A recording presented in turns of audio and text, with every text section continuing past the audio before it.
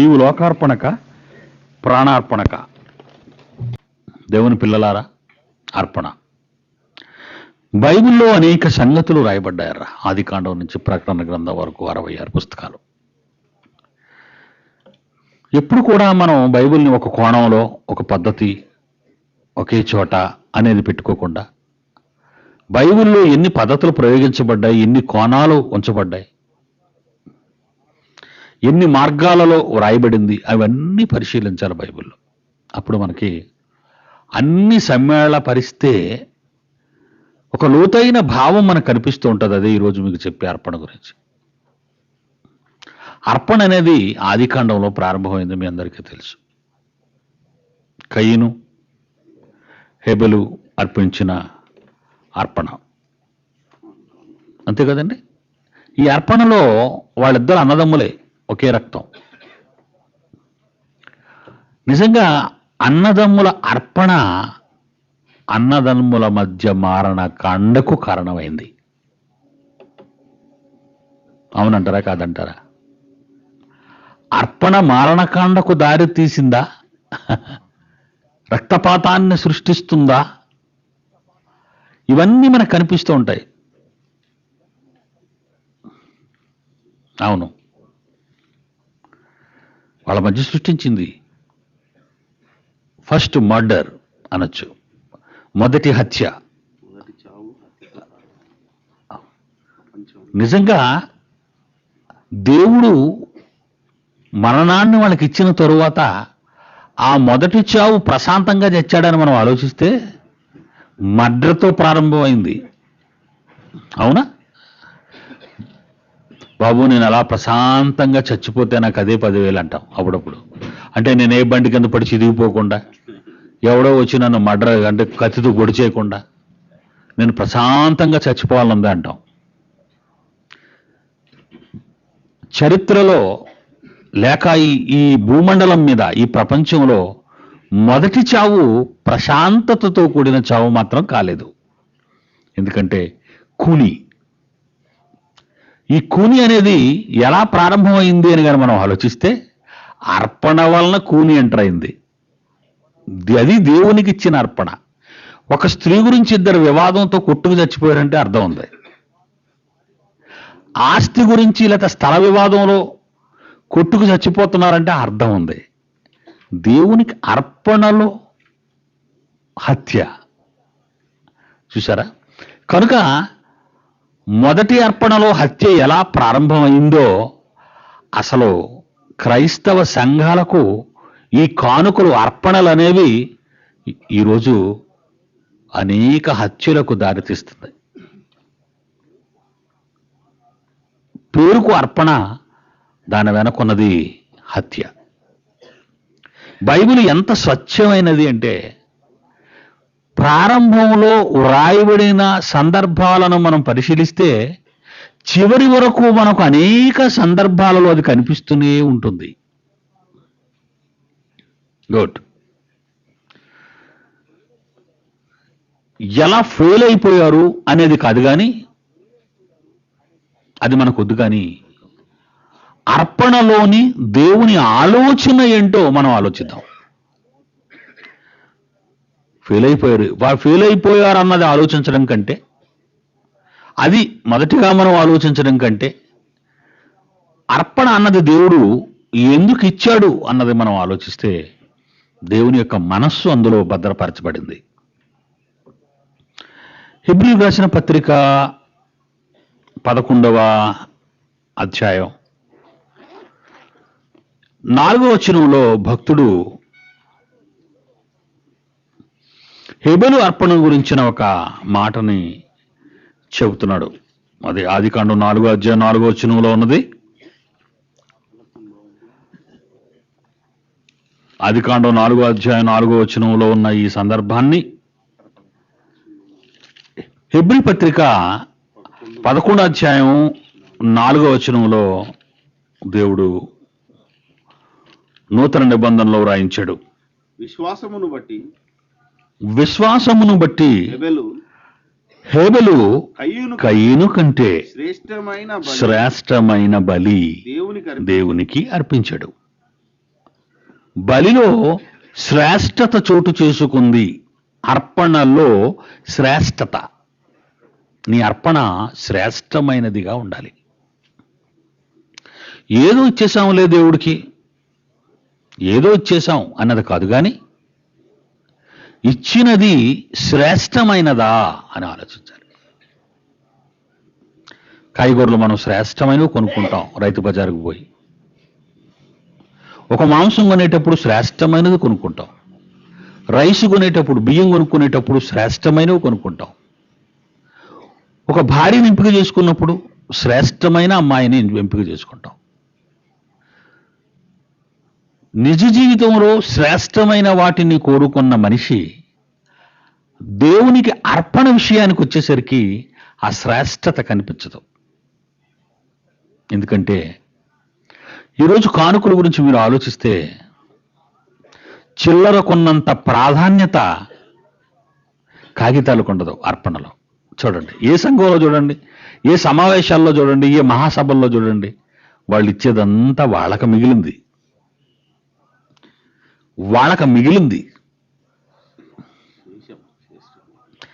దాన్ని మనం ఏమంటాం లెక్కల్లో?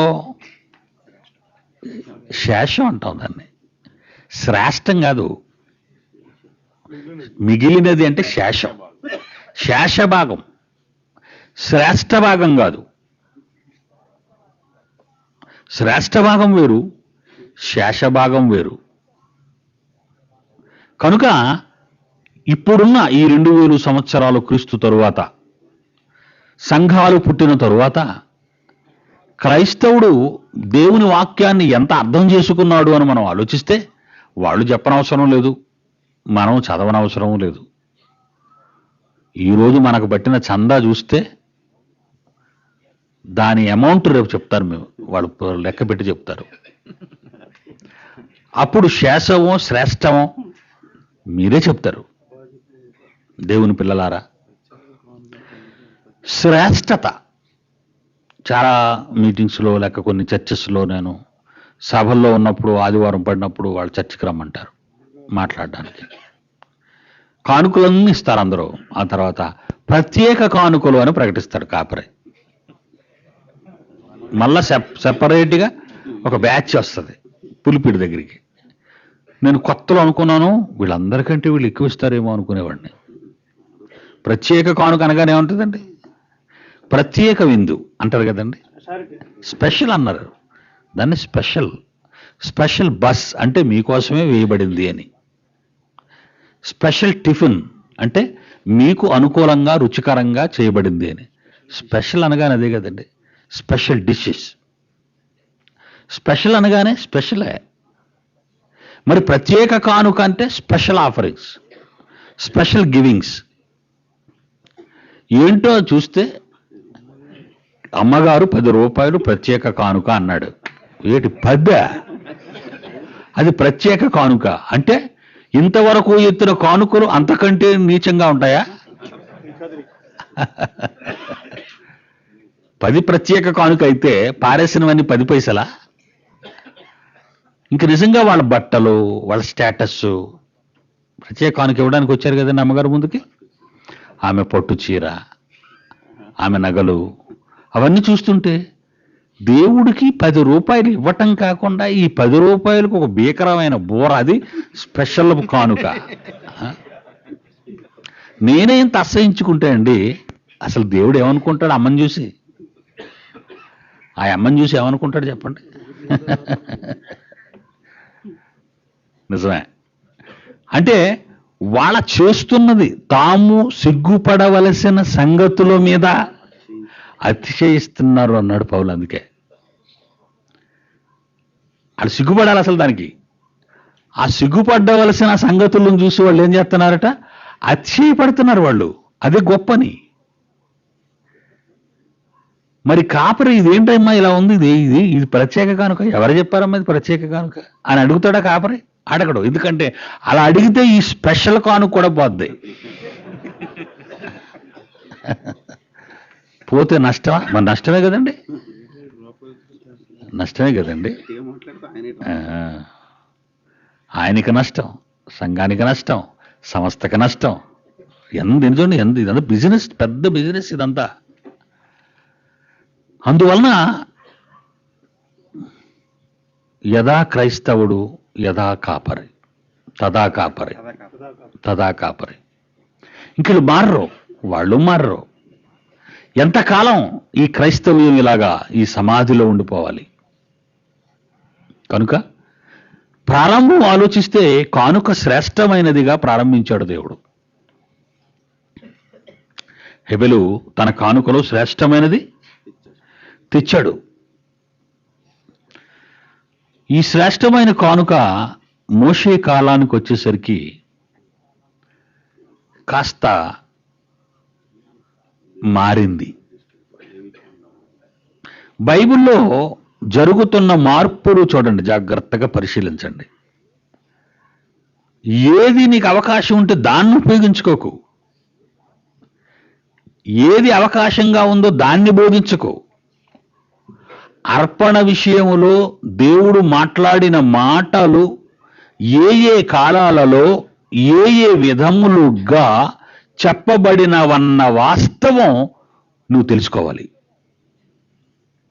బైబిల్ అంటే ఏమనుకుంటున్నారు? దేవుడు మనసు అంటే ఏమనుకుంటున్నారు? దేవుడు మనస్సు మీకు అవసరం లేదా? ఏటోనండి మా ఆయన నాకు అర్థం కాడు అంటది. అర్థం కానప్పుడు ఇప్పుడు భార్య ఎలా అవుతుందండి? కొంతమంది ఆడవాళ్ళు మాట్లాడుతుంటారు, ఏటోనండి మా ఆయన నాకు అర్థం కావడం. అర్థం కాడా? అర్థం కానప్పుడు కాపురం ఎలా చేస్తున్నావు నువ్వు? చాలా మంది మగాళ్ళు కూడా ఈ మాట అంటాడు, ఏటోనండి నా భార్య ఇప్పటికీ నాకు అర్థం అవుతుందండి అంట. ఎందుకు ఆ మాట మాట్లాడుతున్నావు అలా? ఎందుకు అర్థం కాలే? మిగిలినవి అర్థం అవుతాయా? మిగిలినవి అది ఇంటిస్తే చాలా అర్థమైపోద్ది నీకు. ఇన్ఫర్మేషన్ చిన్నది ఇస్తే వేళ్లతో లాగేస్తావు, అక్కడ మాత్రం ఇది బ్రిలియంట్ బ్రెయిన్, ఇక్కడ మాత్రం అర్థం కాలేదని చెప్పడానికి ధైర్యంగా చెప్తావు. నో, లోకంలో నీవాడు నీకు అర్థం కాకపోతేనే ఇబ్బంది పడే నీవు ఒక మహాలోకం కావాలని కోరుకుని ఆశతో బ్రతుకుతున్న ఆశాజీవిగా క్రైస్తవుడా, నీ కన్నతండ్రి అయిన దేవుని మనస్సును ఎరుగకపోతే కన్నతండ్రి లోకానికి ఎలా పోవాలని అనుకుంటున్నావు? ఆలోచించండి. నువ్వు అనుకున్నంత సులువు కాదు పరలోకం. నీ తండ్రి మనస్సును అర్థం చేసుకోవాలి. మరి మనసు ఎలా అర్థం అవుతుందండి అంటావా? ఒక మనిషి అర్థం కావాలంటే ఆయనతో మాట్లాడాలి. సైకాలజీ. ఒక మనిషి అర్థం కావాలి అంటే ఆ మనిషి మనసు విప్పి మాట్లాడినప్పుడు ఆ మనిషి ఎవరో ఏంటో నీకు అర్థమవుతుంది. బైబిల్ చెప్పింది, హృదయం నిండిన దాన్ని బట్టి నోరు మాట్లాడుతుంది. ఆ మాటలను బట్టి అతను మంచివాడో చెడ్డవాడో నీకు అర్థమవుతుంది. బైబిల్ ఎంత మంచి జ్ఞానం అండి! అది నిజం, అది శాస్త్రీయం అని నువ్వు అనుకుంటే ఆది కాండం నుంచి ప్రకటన గ్రంథం వరకు 66 పుస్తకాలలో దేవుని మనస్సు విప్పబడింది. అది దేవుని మనస్సు అని నువ్వు చదవాలి. విప్పబడిన దేవుని మనస్సు. అది ఒక పుస్తకంగా నువ్వు చదివితే నీకు అర్థం కాదు. అది దేవుని మనస్సులో ఏది భద్రపరచబడిందో, దేవుని మనస్సు నిన్నేం కోరుకుంటుందో, దేవుని ఇష్టం ఏమై ఉందో ఆ మనస్సు నీకు అర్థం కావాలి అంటే నీకు వ్రాయబడిన వాటిని నీవు పరిశోధనాత్మకమైన దృష్టితో బైబిల్ని పఠించాలి. దావీదు విషయంలో దేవుడన్న ఒక మాట చదువుకుందాం ఇప్పుడు. అపోస్తల కార్యాలు 13వ అధ్యాయం 22వ వచనం. చాలాసార్లు మనం ఈ మాట చదువుకుంటూ ఉంటాం, మనకు చాలా ఇష్టం ఈ మాట. అపోస్తల కార్యములు 13వ అధ్యాయం 22వ వచనం. నేను యెషయా కుమారుడైన కనుగొంటిని. దేవుడు మనిషిని కనుగొంటున్నాడట. దేవుడు మనిషిని కనుగొంటున్నాడు. కనుగొంటిని నేను యెషయి కుమారుడైన దావీదును కనుగొంటిని. అతడు నా ఇష్టానుసారుడైన మనుష్యుడు. బా, వాట్ ఏ వండర్ఫుల్ సర్టిఫికేట్. నా ఇష్టానుసారుడైన మనుష్యుడు. ఇంకా అతడు నా ఉద్దేశములన్నీ నెరవేర్చాడు ఆయన అంటున్నాడు. నా ఉద్దేశాలన్నీ నెరవేర్చాడు అంటే దేవునికి ఉద్దేశాలు ఉన్నాయని, ఇష్టాలు ఉన్నాయని, ఆ ఇష్టాలను ఆ ఉద్దేశాలను నెరవేర్చే బాధ్యత భూమి మీద నీవు రాజువైనా, పేదవైనా, మంత్రివైనా, లేమిలో ఉన్నా, రైతువైనా, కార్మికుడువైనా తీర్చాలి, ఆడైనా మగైనా. ఆలోచించండి, ఈ కోణం ఆలోచించండి ఎంత బాగుందో. దేవునికి కొన్ని ఇష్టాలు ఉన్నాయని, ఆ ఇష్టాలను నెరవేర్చవలసిన బాధ్యత భూమి మీద ఉన్న మనుషుల పైన ఉన్నదని అక్కడ మనకు అర్థమైపోతుంది. అంటే నీవు నీ ఇష్టం కోసం బ్రతకడం కాదురా నాన్న, నా ఇష్టం కోసం బ్రతకాలి అనే వార్నింగ్ మనకు వినబడుతుంది. ఆయన రాజు. దావీదు ఎవరు? రాజు. ఎంతకాలం పరిపాలించాడు ఇశ్రాయేలీయుల్ని రాజుగా? 40 సంవత్సరాలు. 40 సంవత్సరాలు రాజుగా ఉన్నవాడు నియంతృత్వంతో అల్లకల్లోలం చేయాలి దేశాన్ని. ఎందుకంటే సెకండ్ టైం ఎలక్ట్ అయితేనే మన మంత్రులను పట్టుకోలేం. ఫస్ట్ 5 years అయిపోద్దా? సెకండ్ 5 yearsలో మొదట మళ్ళీ వచ్చేసారు అనుకోండి, వీళ్ళు మమ్మల్ని ఏం చేయలేరు అనుకుంటున్నాడు. అంటే ప్రజలంతా మా చేతిలో ఉన్నారని. అలాంటిది 40 ఏళ్ళు పరిపాలించిన దావీదు మహారాజు దేవుని ఇష్టానికి లోబడిన వాడుగా మనకు కనిపిస్తున్నాడు. అంటే నువ్వు ఎవరైనా పేదగా గాని, రాజుగా గాని, వ్యక్తిగా గాని, ఆడగా గాని, మగగా గాని, ఉద్యోగిగా గాని, నిరుద్యోగిగా గాని, ఉన్నవానిగా గాని, రోగిగా గాని, ఆరోగ్యవంతునిగా గాని, ఎలా ఉన్నా ఆయన ఉద్దేశాన్ని నువ్వు నెరవేర్చాలి. కనుక ఆదికాండం నుంచి నేడు మనకున్న ప్రకటన గ్రంథం వరకు 66 పుస్తకాలలో బయలుపరచబడిన దేవుని మనస్సు, ఇష్టం నువ్వు చదవాలి, తెలుసుకోవాలి, గ్రహించాలి, నడవాలి. అదే ఈ లేఖనాల పరిశోధన యొక్క ముఖ్య ఉద్దేశం అండి. ఈ లేఖనాల పరిశోధన, ది బైబిల్ రీసెర్చ్ సెమినార్ అనే దీనిని ప్రారంభించటంలో నాకున్న ప్రాముఖ్యమైన ఉద్దేశం ఇదేనండి. దేవుని మనస్సును ఆయన పిల్లల ఎదుట పరచాలి. ఏదో గుంటూరులో కూడా సంఘాన్ని పెట్టేద్దామండి నా పేరు మీద, ఏ ఊరు వెళ్తే ఆ ఊరిలో సంఘం. అసలు మా ఉద్దేశం కాదని. అసలు సంఘాలు కట్టడం అంటే చిరాకండి నాకు. ఎందుకు? పాలిటిక్స్. చర్చిగా స్థలం కొంటాం, గుడి కట్టించేస్తాం, అందులో పెద్దలు పెట్టేస్తాం, మన కాపురం పెడతాం, మన బామ్మదిన ఉండి పెట్టేస్తాం, లేకపోతే అక్కడ 5 ఏళ్ళు బాగుంటుంది, 10 ఏళ్ళు బాగుంటుంది, 20 ఏళ్ళు బాగుంటుంది. ఆ తర్వాత తరం మారుతుంది. ఆ తరం మారగానే మన కోర్టులు, పోలీస్ స్టేషన్లు, కప్పలు, తాళం కప్పలు వేయడాలు, నడుచుకోవడం, మూసేయటాలు, అమ్మేసుకోవటాలు, చచ్చిపోవటాలు అయిపోయింది. అదే కానీ ఈరోజు జరుగుతున్న చరిత్ర, సంఘ చరిత్ర. ఆస్తుల పరిరక్షణ సంఘం అని ఉంది అక్కడ, అందే అదొక సంఘం వచ్చింది ఇప్పుడు. దేవుని ఆస్తుల పరిరక్షణ సంఘం అంటే దేవుడికి చేత కాదు. ఏంటండి దేవుని ఆస్తి? ఏంటండి దేవుని ఆస్తి? ఏది దేవుని ఆస్తి అని చెప్పండి మీరు. దేవుని ఆస్తి మీరేనా రానా ఆస్తి అంటున్నాడు ఆయన. పిచ్చోడా, మా మేమెందుకు న్యాయపరిశ సెల్లం? అది ఊరు మధ్యన 10 ఎకరాలు ఉంది, అది ప్రాపర్టీ అంటే నీది, పేరుకి నీది అంటాం, మేము మధ్య చేసుకుంటాం దాన్ని. ఎలా అయిపోయి చూసారా?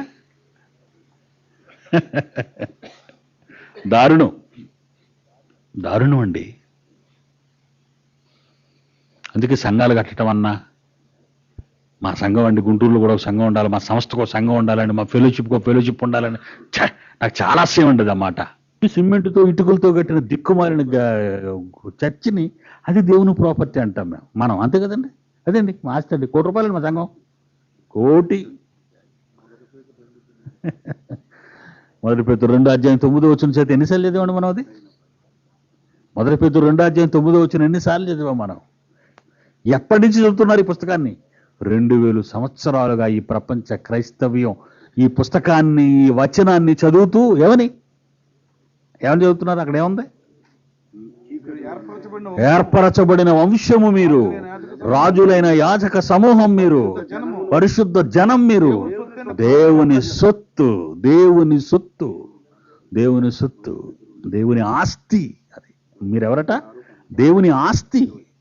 చిన్నపిల్లాడిని ఏమంటాం మనం? చిన్నపిల్లాడిని ఏమంటాం మనం? ముద్దుగా ఉంటాడు మన కొడుకుని కంటాం కదా, కంట నా బంగారం అంటాం, నా వజ్రం అంటాం, అనమా? అంత ఆస్తి, నా వజ్రం. ఎప్పుడు వజ్రం చూస్తుంటారు వీళ్ళు, అయినా సరే వాడే వజ్రం. నా వజ్రం, నా బంగారం, నా కొండ, నా కోట. మీరు నిజంగా మీ ముద్దులో వాస్తవం ఉందండి. మీ పిల్లల విషయంలో మీరు మాట్లాడే ముద్దు మాటల్లో నిజం ఉందండి. కానీ దైవత్వానికి వచ్చేసరికి, బైబిల్ దగ్గరికి వచ్చేసరికి మీరే అబద్ధాలని చెప్తున్నారు. అవన్నీ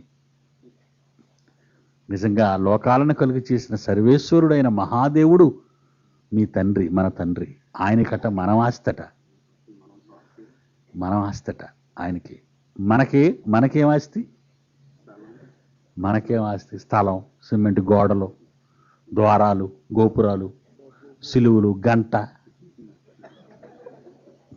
అది మనకు ఆస్తి. అంతే కదండి.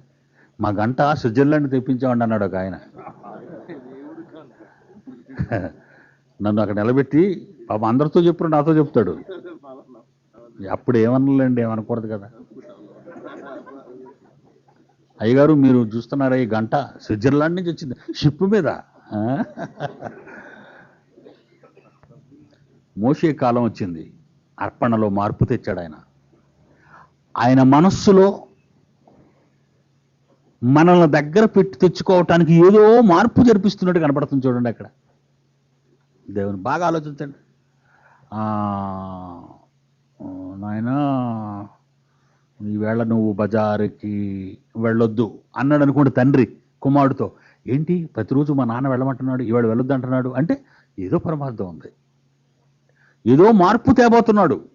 నీలో నాలో ఏదో మార్పు, అర్పణలో ఏదో మార్పు తేవాలనుకొని మోషే కాలానికి ఇశ్రాయేలీయులు అన్న వారిని ఒక తెగను ఏర్పాటు చేసుకున్నాడు. హివ్వీలు, యెబూసీలు, ఫిలిస్తీయులు, అమలేకీయులు, అమోరీయులు, ఎన్నో ఎన్నో ఎన్నో వంశావళులు ఉన్నాయి. ఆ రోజు ప్రపంచంలో ఎన్నో తెగలు ఉన్నాయి, ఎన్నో జనాంగాలు ఉన్నాయనొచ్చు మనం. ఈజిప్షియన్స్ ఉన్నారు, అరేబియన్స్ ఉన్నారు, హిబ్రీలు ఉన్నారు, అమోరీలు ఉన్నారు, అమలేకీలు ఉన్నారు, ఫిలిస్తీయులు ఉన్నారు, హిత్తీయులు ఉన్నారు, హివ్వీయులు ఉన్నారు. ప్రపంచంలో ఆనాటికి ఎన్నో జనాంగాలు ఉన్నాయి. అయినా అబ్రహాము సంతానంలో ఇశ్రాయేలీల్ని ఎంపిక చేసుకున్నాడు ఆయన. వాళ్ళలో అర్పణల్లో చిన్న తేడా తీసుకొచ్చాడు వాళ్ళకి. ఏంటా తేడా అంటే, మలాకి గ్రంథం ఎబ్రీ పత్రిక 7వ అధ్యాయం ముందు 9వ వచనం క్రొత్త నిబంధన, లేవికాండం 27వ అధ్యాయం 30వ వచనం పాత నిబంధన. లేవికాండం 27:30. భూధాన్యములలోనేమి వృక్ష ఫలములలోనేమి మీ ఫలములన్నిటిలో భూఫలములన్నిటిలో దశమ భాగము ఇవ్వాలి అన్నాడు. అది యెహోవాకు ప్రతిష్ఠితం. ఓ దశమ భాగం తీసుకురా నాయన అన్నాడు. శ్రేష్టం అనగానే నీకు నచ్చింది ఏదో అది శ్రేష్టం అనుకుంటున్నావు. సరేలే ఇదంతా ఎందుకు కానీ ఓ 10వ భాగం తీసుకురా అన్నాడు. ఇశ్రాయేలీయులతో ఏమన్నాడంటే మోషే కాలానికి ధర్మశాస్త్రాన్ని ఇస్తూ గివింగ్, అర్పణ, కానుకలు దశమ భాగం దేనాయన అన్నాడు. దశమ భాగం దే. అదే మీకు హెబ్రీ పత్రిక 7వ అధ్యాయం 9వ వచనంలో అబ్రహాం ఇచ్చినటువంటి దశమాంశం. మలాకి గ్రంథం 3వ అధ్యాయం 10వ వచనం. మలాకి గ్రంథం 3వ అధ్యాయం 10వ వచనం. నా మందిరములో ఆహారం ఉండునట్లు 10వ భాగం అంతా మళ్ళీ అందులో ఏదైనా తీసేసుకోకుండా 10వ భాగం అంతా మీరు నా మందిరపు నాస్తి, నా నిధిలోనికి తీసుకొని రండి అని. దేవుని పిల్లలారా, ఇక్కడ ఆలోచించండి. ఏంటి ఆయనకి ఆస్తిదా? కాదు. మనకేదో నేర్పించబోతున్నాడు. ఆస్తి అంటాడేంటి, నా నిధి అంటాడేంటి, దేవుని నిధి అంటాడేంటండి, దేవుని అకౌంట్ అంటాడు దీన్ని. ఆలోచించాలి మనం. లోకమంతా ఆయనదైనప్పుడు మళ్ళీ ఈ నిధి ఏంటి? ఈ నిధిలో పరమార్థం ఉంది. ఆయనకు అవసరమే కాదు, అది ఆయనకు అవసరమే కాదండి. హెబ్రీ పత్రిక 10వ అధ్యాయం, హెబ్రీ పత్రిక 10వ అధ్యాయం 5వ వచనం చూడండి.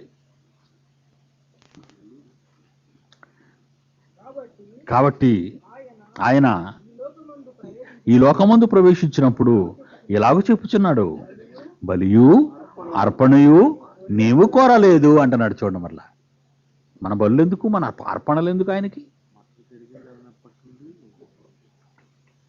బలి ఎందుకు, అర్పణ ఎందుకు ఆయనకి? అర్పణ కావాలి అన్నాడు మరి ఆ రోజు, అన్నాడు. నీకేదో నేర్పించాలనుకున్నాడు, కానీ అర్పణలో హత్యలు జరుగుతుంటే, కక్షలు విభేదాలు చోటు చేసుకుంటే, స్వార్థము, దొంగతనం, దోపిడీ విధానం చోటు చేసుకుంటుంటే, నీ బలిని అర్పణ నాకెందుకయ్యా అంటున్నాడు. అంటే దేవుడు ఏదో తన పిల్లలకి నేర్పించాలనుకుంటున్నాడు అన్నది వాస్తవంగా మనకు కనబడుతుంది. కొత్త నిబంధన కాలం వచ్చింది, యేసు ప్రభు వారు వచ్చారు. ఆయన మరణానంతరం సంఘం ప్రారంభమైంది, క్రైస్తవ్యం పుట్టుకు రావడం ప్రారంభమైంది. ఆయన ధరించుకున్న వారు క్రైస్తవులుగా మారారు.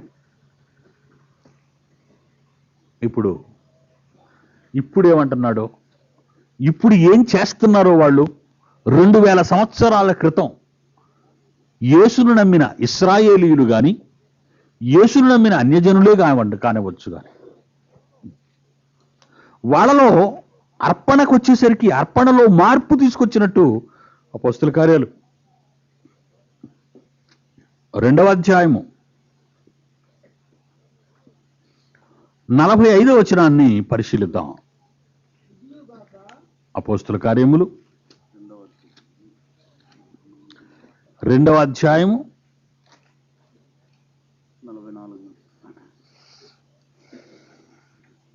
44, 45. విశ్వసించిన వారందరూ ఏకముగా కూడి తమకు కలిగినదంతా సమిష్టిగా ఉంచుకున్నారు. ఇదియుగాక ఆ సంఘం, ఆ క్రైస్తవులు, ఈ ప్రారంభ క్రైస్తవులు తమ చర స్థిర ఆస్తులను అమ్మి అందరికీ వారి వారి అక్కర కొలది పంచిపెట్టిరి. ఇక్కడికి వచ్చేసరికి వాళ్ళ ఆఫరింగ్, వాళ్ళ కానుకలు, వాళ్ళ అర్పణ ఆనాటి సంఘ అవసరతను బట్టి ఉన్నట్టు ఆయన మనసు అర్థమైపోయింది మనకి. నువ్వు ఎలా ఇవ్వాలి అంటే, క్రొత్త నిబంధనకు వచ్చేసరికి నువ్వు ఎలా ఇవ్వాలి అంటే, నీ అర్పణాన్ని బలి నాకు వద్దయ్యా. నువ్వు ఎలా ఇవ్వాలి నీ తండ్రికి అంటే, అవసరతను బట్టి. సంఘం హింసింపబడుతుంది, యూద మతం క్రైస్తవ్యాన్ని కాటేస్తుంది, క్రైస్తవులందరినీ బంధించి చెరసాల్లో వేస్తున్నారు, యేసును గురించి ప్రకటించకూడదన్న ఆజ్ఞలు జారీ చేశారు, భయంకరమైన పరిస్థితులు ఏర్పడుతున్నాయి. ఆ పరిస్థితుల్లో ఎలా నువ్వు ఇవ్వాలి? దేవుణ్ణి నమ్మినవాడా, క్రీస్తును ధరించుకున్నవాడా, నువ్వు ఎలా ఇవ్వాలి అయ్యా అంటే, తమ చర స్థిరాస్తులు అమ్మి అవసరతను బట్టి ఇవ్వాలి అనేది అక్కడికి వచ్చేసరికి చెప్తున్నాడు. తమ చర స్థిరాస్తులు అమ్మి. అర్పణ ఎలా మారిందో చూసారా? శ్రేష్టమైనది ఇస్తే సరిపోద్దా? సరిపోదు, లేదది. ఇక పోనీ దశంభాగం ఇస్తే సరిపోద్దా? అది లేదు. ఇప్పుడు క్రొత్త నిబంధనకు వచ్చేసరికి ప్రారంభ క్రైస్తవ్యం అర్పణ అనే పదంలో ఆలోచిస్తే వాళ్ళు చాలా ఇవ్వాలి అనిపిస్తున్నట్టు కనబడుతుంది. 4వ అధ్యాయం 32వ వచనం, అపోస్తల కార్యములు 4వ అధ్యాయం. విశ్వసించిన వారందరూ ఏక హృదయమును 32 నుంచి 35 వరకు. అపోస్తుల కార్యములు 4:30. 4వ అధ్యాయం 32వ వచనం నుండి విశ్వసించిన వారందరూ 35వ వచనం వరకు. విశ్వసించిన వారందరూ ఏక హృదయము ఏక హృదయాన్ని ఏక ఆత్మయు గలవారే ఉండి ఎవడును తనకు కలిగిన వాటిలో ఏదియు తనదని అనుకొనలేదు. నీది లేదు, నీది కాదు.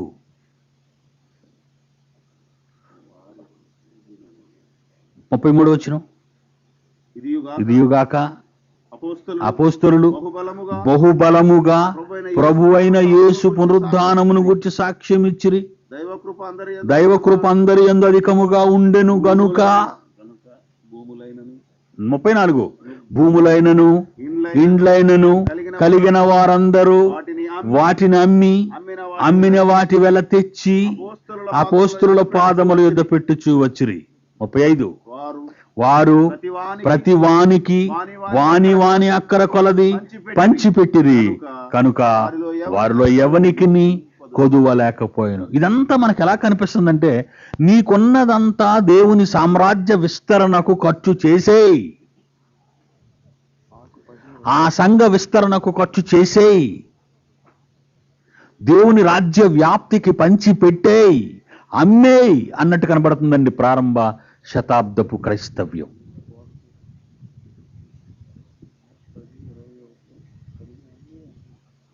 ఆలోచించారా? మార్కు సువార్త 10వ అధ్యాయం 21 చూడండి. మార్కు సువార్త 10వ అధ్యాయం 21. యేసు అతన్ని చూచి అతన్ని ప్రేమించి, నీకు ఒకటి కొదువుగా ఉందయ్యా, నువ్వు వెళ్ళి నీ కలిగినవన్నీ అమ్మి బీదలకిమ్ము, పరలోకమందు నీకు ధనము కలుగును, నీ వచ్చి నన్ను వెంబడించు. అంటే ఏం కనబడుతుంది? నిజంగా ఆయన నిన్ను ప్రేమించి నిన్ను ఒకటి కోరుకుంటున్నాడు. నీకున్నదంతా ఆయన కోసం విడిచిపెట్టు అంటున్నాడు, ఆయన కోసం ఖర్చు పెట్టు అంటున్నాడు. కొరింథీయులకు రాసిన రెండవ పత్రిక 8వ అధ్యాయం 3వ వచనం. కొరింథీయులకు రాసిన 2వ పత్రిక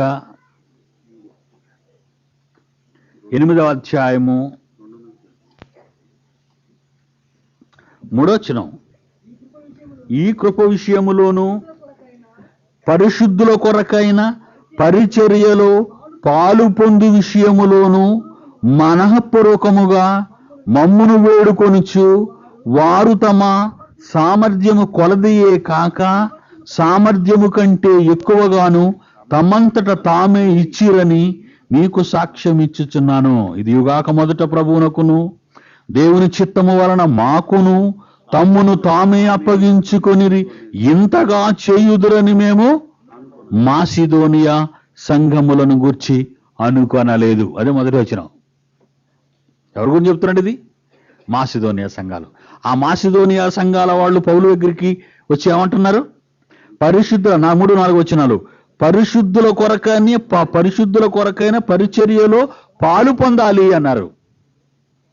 పౌలు గారు, మీరు తెలుసుకున్న ఈ మహాజ్ఞానాన్ని ఒక మాసిదోనియా కాదు, అకయ, ఒక అకయే కాదు, ఒక గలతీయ కాదు, ఒక కప్పదొకియే కాదు, ఒక రోమాలోనే కాదు, ఆసియా ఖండంలోను యూరోప్ ఖండంలోను ఎంతమంది ఉన్నారో సహోదరులు, అంటే క్రైస్తవులు, యేసును నమ్మిన వారు ఎంతమంది ఉన్నారో వాళ్ళందరికీ మహాజ్ఞానాన్ని ప్రకటించాలి.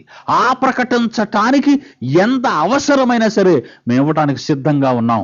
ఆ మాటకు ఏమన్నాడు? 5వ వచనంలో ఆ మాటకు పౌలు ఏమన్నాడు?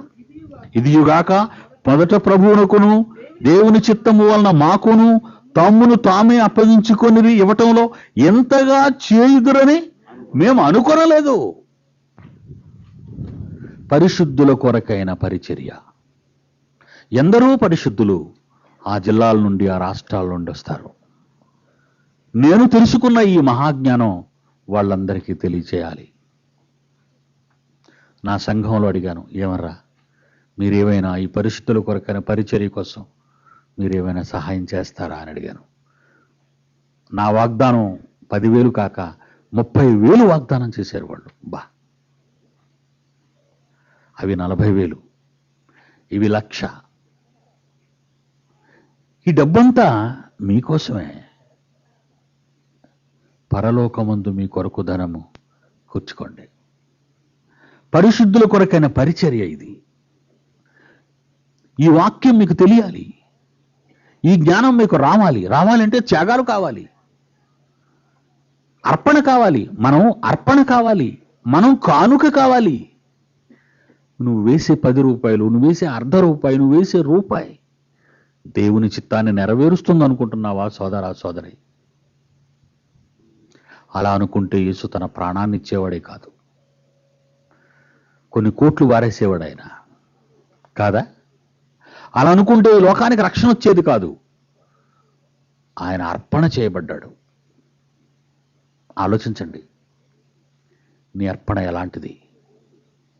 ఇది నేర్పించటానికే దేవుడు ఒకరోజు శ్రేష్టమైన అర్పణ అన్నాడు, ఆ తర్వాత 10వ భాగపు అర్పణ అన్నాడు, ఆ తరువాత నీకున్నదంతయు అర్పణ అంటున్నాడు. ఇంకా చూద్దామా? చివరిది ముగించుకుందాం. చివరికి వెళ్ళేసరికి ఏమన్నాడు ఒక్కసారి బైబిల్ విప్పి చూడండి అర్పణ గురించి. రోమపత్రిక 12వ అధ్యాయము 1వ వచనం. రోమపత్రిక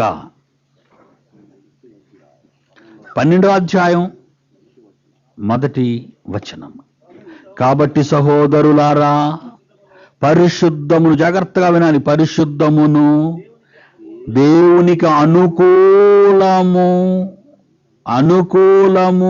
అయిన, దేవునికి అనుకూలమైన సజీవ యాగముగా మీ శరీరాలను ఆయనకు సమర్పించుకోండి. చివరికి అర్పణ ఎక్కడికి తెచ్చాడు చూడండి. చివరికి అర్పణ ఎక్కడ ముడిపెట్టాడో, ఇంతవరకు నీ శరీరము మీద వచ్చిన ఇన్కమ్ నాకు అర్పణగా ఇచ్చావు. అర్థమైందా లేదా? ఇంతవరకు నీ పాడి గేదె మీద వచ్చిన ఆదాయం నాకు కానుక ఇచ్చావు. నీ పొలములో వచ్చేది ఇచ్చావు, పంటలో వచ్చేది ఇచ్చావు, వ్యాపారంలో వచ్చేది ఇచ్చావు, జీతంలో వచ్చేది ఇచ్చావు. ఇవన్నీ నేను ఎందుకు చెప్పానో తెలుసా? ఒకనాటి శ్రేష్టమైన అర్పణలోని అర్థం ఏంటో తెలుసా? తరువాత 10వ భాగపు అర్పణలోని అర్థం ఏంటో తెలుసా? తర్వాత చరస్థిరాస్తులు నమ్మి ఇచ్చిన అర్పణల్లో పరమార్థం ఏంటో తెలుసా? ఒకరోజు నీవుగా నా దగ్గరకు రావాలని నేర్పించటానికి ముందటి తరాలకు నేను నేర్పిన విద్య. ఇప్పుడు మీరు ఏ విద్యలో ఉన్నారు?